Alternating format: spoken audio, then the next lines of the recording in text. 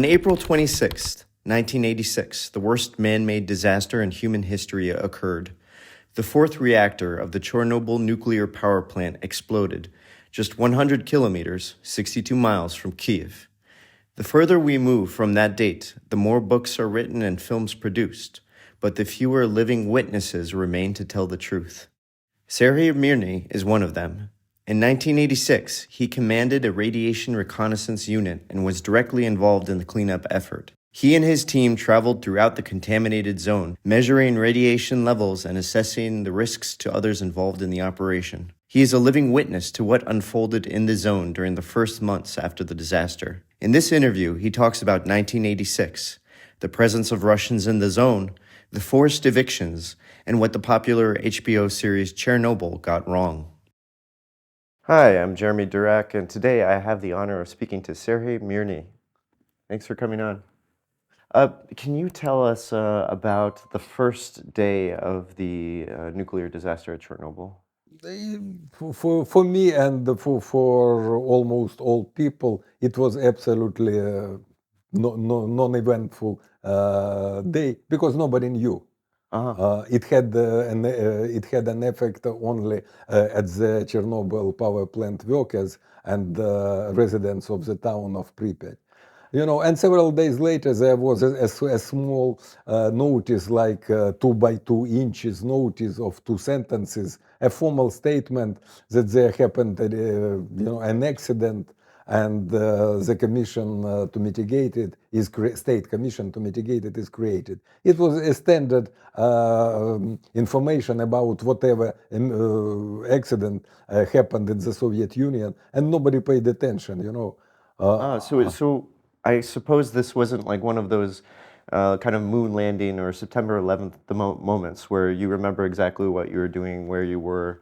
It was my mother who guessed first. At that time, I was a civil physical chemist residing in Kharkiv, but my military profession was commander of radiation, chemical, and bacteriological surveillance platoon.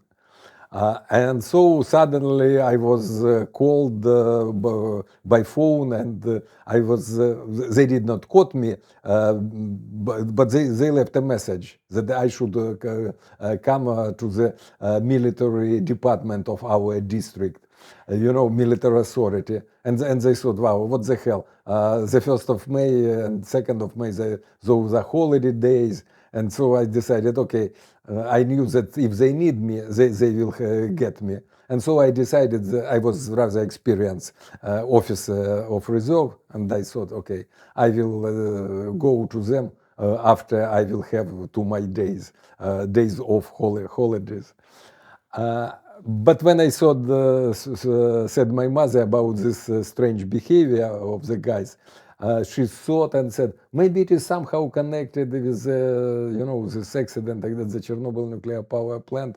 And both me and my father, both considering ourselves quite shrewd guys, said, wow, it's impossible because, nuclear energy, it's absolutely safe. What are you saying about? But I got some doubts. I called a friend of mine who was also commander of radiation surveillance platoon. I called his apartment, and his mother said that he was mobilized, and he managed to call from the place where he was, and he told her that. They were heading towards Chernobyl. How did you get there? I get there. It was the job of the military authority of Kharkiv city. They collected all officers, and so they put us in an ordinary train, in a sleeping car. We went to Kyiv, then we went to Bila Tserkva, where there was the base for logistics center for people. And then from Bila Tserkva through Kyiv, we drove to the Chernobyl zone. 5 kilometers before the Chernobyl zone, there was the camp of the 25th Brigade of radiation 25th Brigade of Chemical Protection. At that point, did you know anything about what had happened to, the first liquidators? Did you have any fears when you were going into it?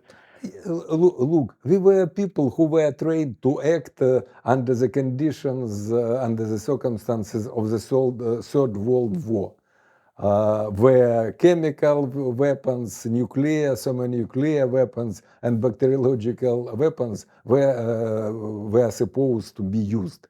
And comparing to what we were trained to do, I mean, both acting and psychologically, trained psychologically.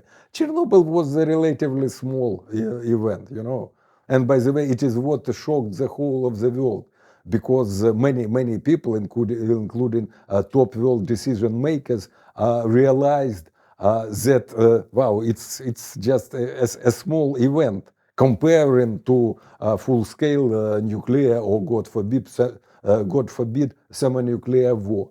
And even such a small event had a so huge impact, So many people are evicted from Ukraine and Ukrainian and Belarusian villages and towns. But moreover, the whole world, was kind of turned upside down because, everybody measured or could measure radiation in Europe, in the States. Can you tell us a little bit about what does radiation reconnaissance entail, actually?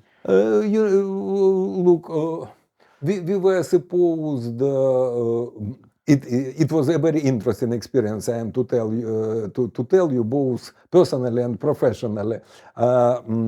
It just happened so that my company of approximately 100 people worked for the main military headquarters of the Chernobyl zone, which was located in the town of Chernobyl, in the capital of the zone. It was called like Operative Group of the Ministry of Defense of the USSR.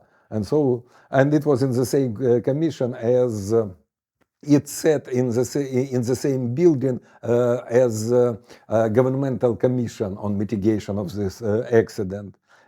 And so well in the morning I would collect a column of 15 armored reconnaissance patrol vehicles, deliver this column to the town of Chernobyl, go to the headquarters, receive the last correction to the orders, because usually we knew our task for the next job.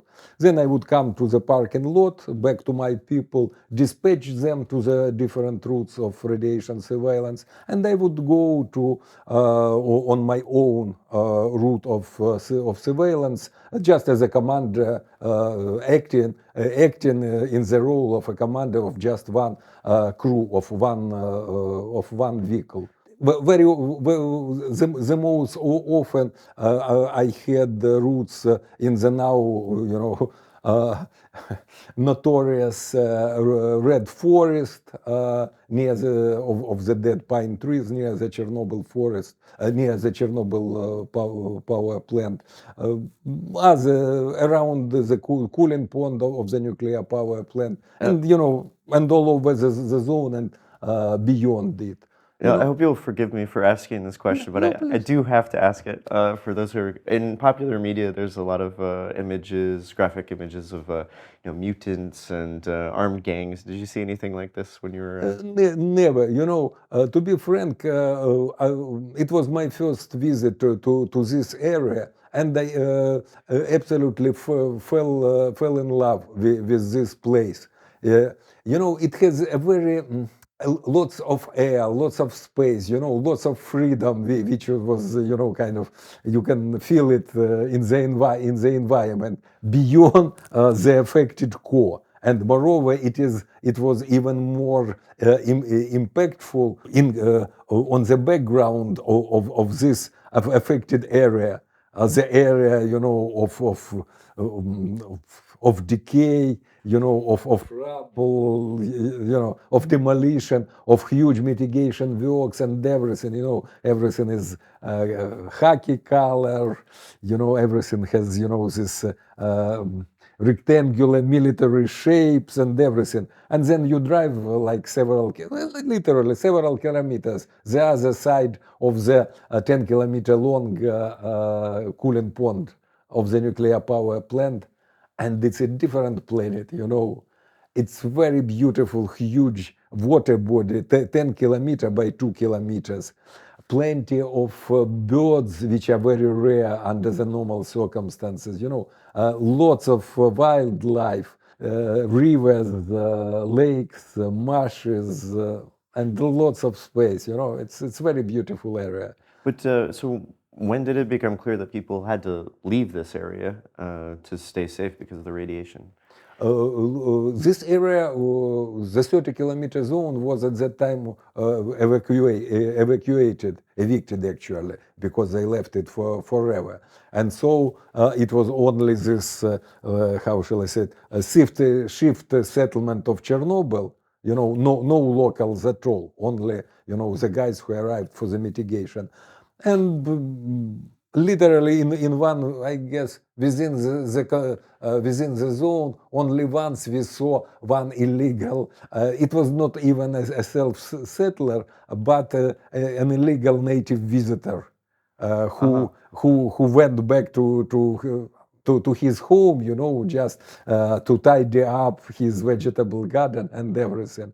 Oh my God. And by the way, it was in the eastern part of the zone, which was not that badly contaminated. There was a decision to resettle it in the last years of the Soviet Union, to bring the people back there. And by the way, it was quite rational from the point of view, from the scientific, practical point of view. But at that time, you know, the fear of radiation was so big, and anger on the Soviet authorities, which failed in many aspects in this accident. It was so big, you know, that public outrage was converted into political actions of the gradually emerging Ukrainian state. And so it was not done, and it's a pity very much, because it could have been done, you know. So potentially now in the town of Chernobyl, the gamma radiation level is same as in Kyiv, or even less. Wow. And it concerns quite substantial part of the zone. Have you met any of these self-settlers, as you call them? Yeah, sure. You know, you know, frankly, I felt a huge kind of moral debt before those people, because one of our missions was to what it was called objective control, objective check-up. We arrived from the top authority of the zone to villages beyond the zone. The villages which were supposed to be evicted. Local dosimetrists reported that they are contaminated beyond admissible levels. And we were sent from the main headquarters to make final checkup.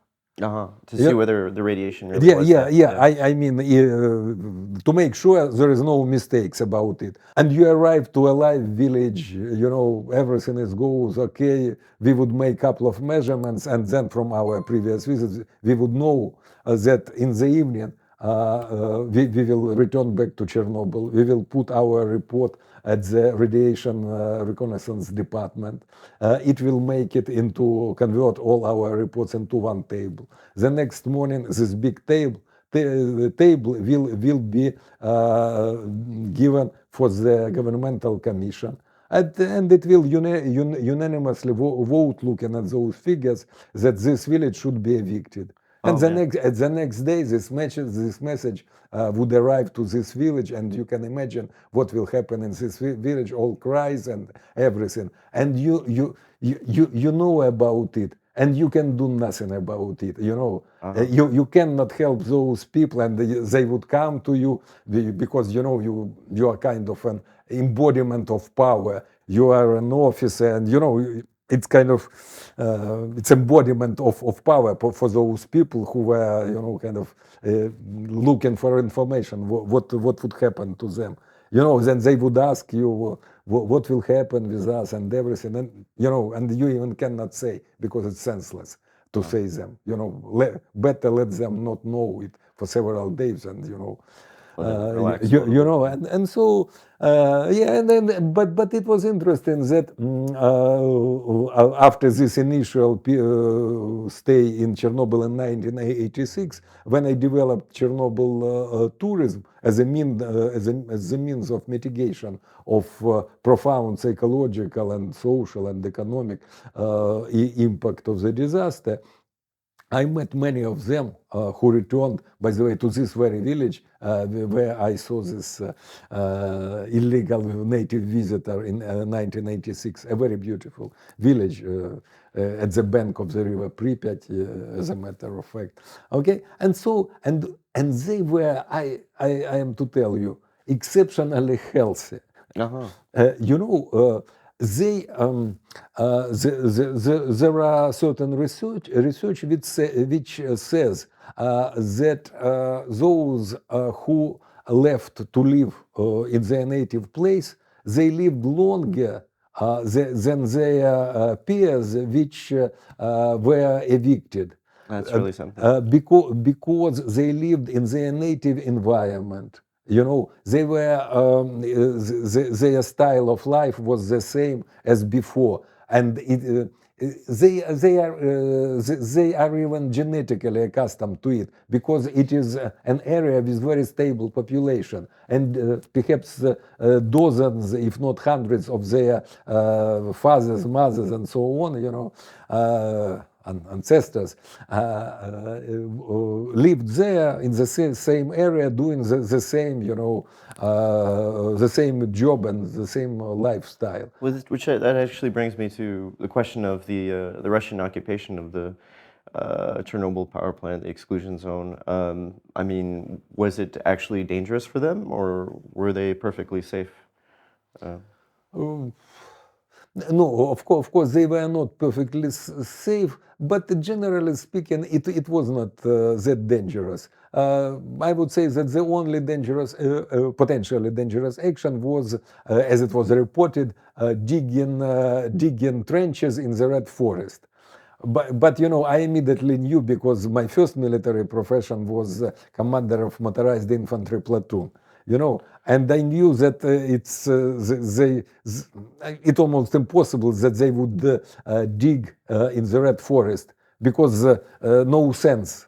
Trenches are the means of defense. From whom to they would defend themselves, hundreds of kilometers from the front line, in the middle of the forest. But and so I said that most probably they would dig trenches for their block post. And I even said where they would do it at the crossroads. And I was mistaken just for 1 kilometer. So, in general, how has the Russian invasion impacted the Chernobyl exclusion zone?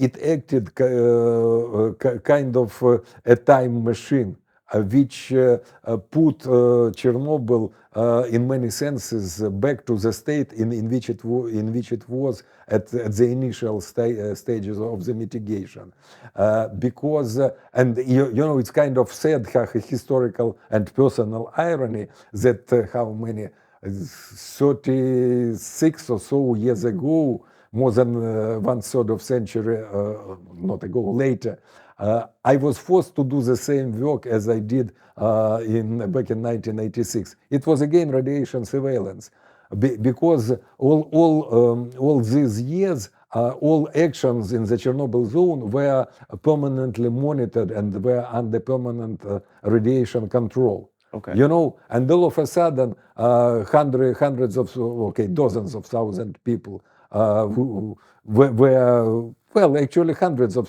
thousands of Russian troops crossed the Chernobyl zone. They stayed wherever they wanted. They did whatever they wanted. They dug. I mean, The control, they destroyed the system of monitoring of radiation situation. And so it was necessary, to measure, to monitor again, to repair the monitoring, the system of the monitoring units located in the zone. I mean, it was a tough job, and I'm proud that I once more was included to rather big team of people who were working on putting the radiation situation in the Chernobyl zone under control. And are there talks about reviving tourism in the zone? Not now, because the zone is adjacent to the Ukrainian-Belarusian border, which is a potential direction of Russian advance, of Russian offense. And because of this, now it is the area under control of the Ukrainian military who and the system of defense. I see. So just two more questions. Yeah, please go ahead. Can you tell us about your latest book? Okay, look, when I was in Chernobyl, I realized that it is a unique experience because I professionally prepared before this as a physical chemist and as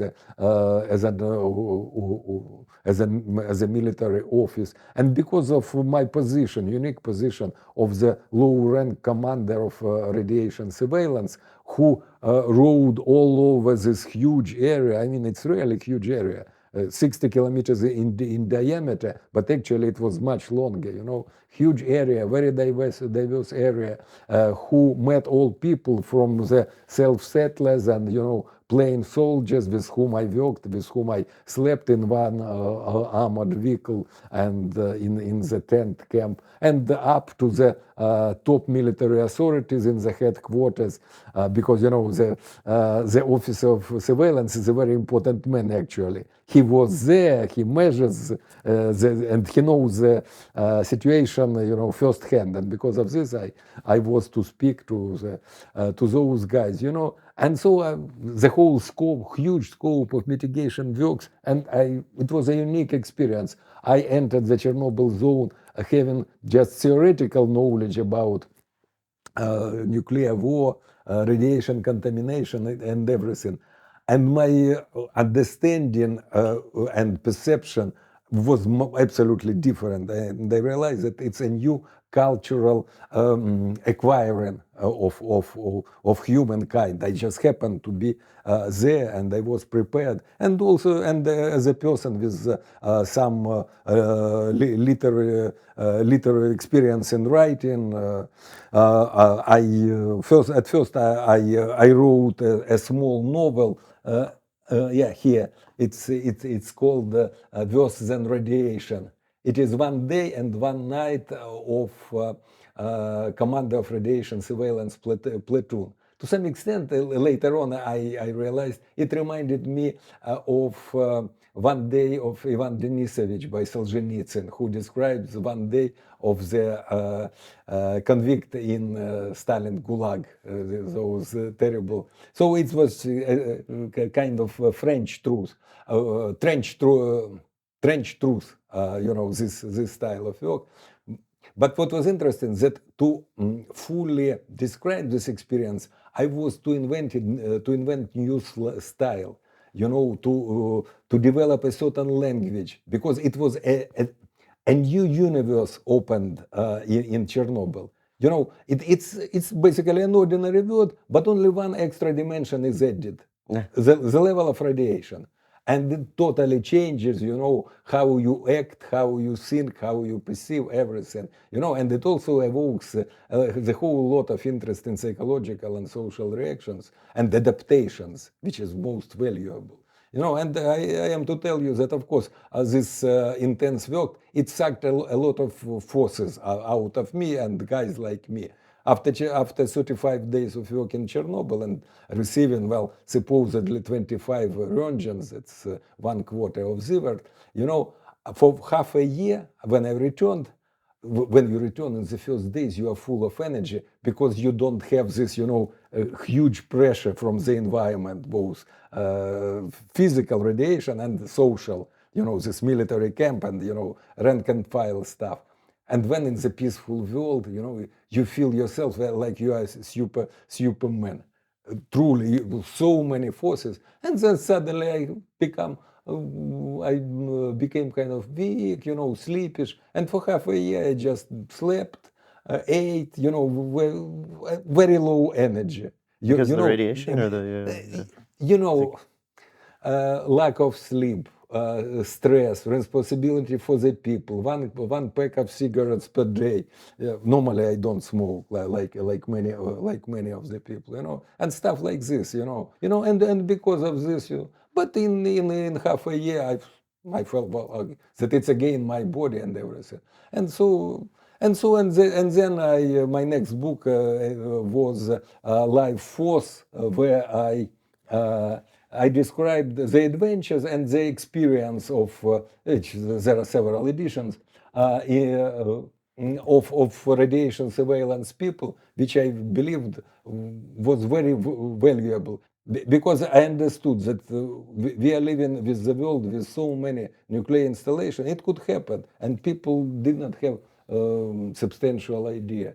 And eventually I wrote, it was a documentary novel, and eventually I finished with the fiction novel, also which I converted also into an award-winning screenplay. It's a Chernobyl comedy. Oh. Because Chernobyl comedy. yeah. Because you won't believe me, but there, unlike what was shown in HBO miniseries, particularly in episode number 3 about the military liquidators, it's a total doom and gloom. Despite it, we had very positive we had very positive mood, and it's very important despite all hardships and stress and everything, because we knew that we were doing an important job, because we coped with this job, and it was a challenge in the first days. I coped as a commander of my of the platoon. My people coped as a dosimetrists, drivers, and everything. And also the importance of this job. You cannot imagine this feeling. At that time, Chernobyl was the capital of the world. Literally all world opened in the morning, opened the news, TV, what's going on in Chernobyl. Will there be one more explosion or not? And of course, to cope with those hardships, humor was very important. And also there were many natural comic situations, because people very often behaved like they used to do in a totally inadequate environment. And it created a powerful comic effect. And finally, in this novel, I wanted to kind of it is a satiric novel also in many aspects, because it shows many people, many different groups who wanted to profit from Chernobyl, and I show that it's truly ridiculous. Well, And concluding, I am to say that I see my mission to convey this valuable knowledge, particularly now when the world has realized that there is a huge peril of new nuclear accident after what Russians do with Zaporizhia nuclear power plant, Chornobyl nuclear power plant, and in general, And so I am happy that for several years I work in the National Museum Chernobyl in Kyiv as a research fellow, and it gives me extra possibilities, to work, to get new material, and to spread it, to disseminate it. I very much appreciate you taking the time out of your busy schedule to talk to us today. This is Jeremy Durak with Kyiv Post, and we've had the pleasure to speak to Sergii Mirnyi. Thank you. Thank you. All the best. Good luck.